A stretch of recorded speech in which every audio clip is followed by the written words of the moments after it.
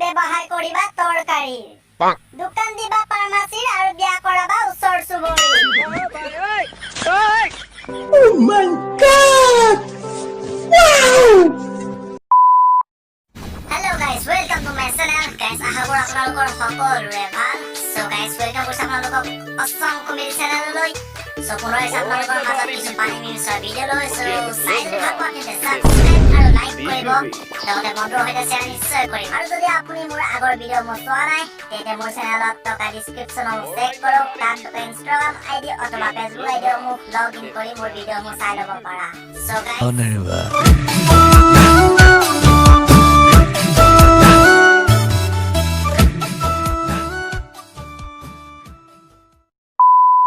আৰু কিবা বাকি থাকিল নেকি বে?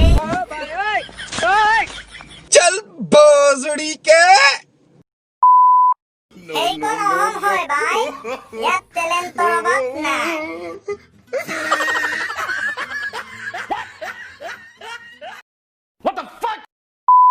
বেলেগৰ মেছেজ আহে, বৰষুণ দিছে সোনকালে ঘৰত যোৱা যান। মোৰ আকৌ কেলা মেছেজ আহে, বৰ বৰ্ষপাতৰ সময়ত মুকলি ঠাইত থাকিলে ঘৰৰ ভিতৰতে আশ্ৰয় লওঁ।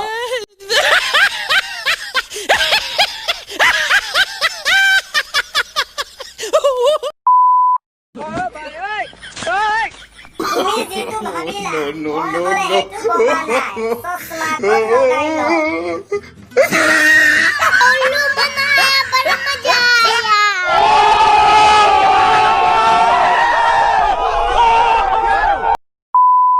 পুতি হলে জালত, গৰৈ হলে জাকৈ, আনৰ কথা লগাব হলে কুৰি হতেই পাকয়।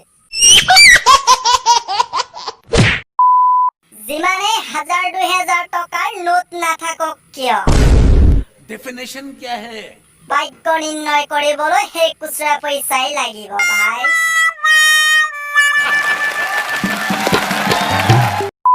টেলেণ্টৰ কথানো আৰু কি কম, পানী চুৱে খৈ দিব পাৰো বাল, গৰম পানী নে ঠাণ্ডা পানী।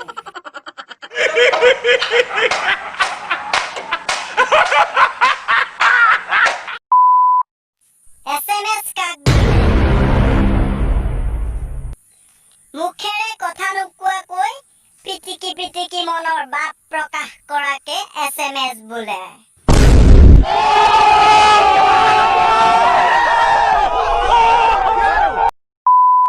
পজিটিভ শব্দটো শুনিবলৈ বহুত ভাল, কিন্তু কৰোনাৰ ক্ষেত্ৰত পজিটিভ মানে মহাকাল।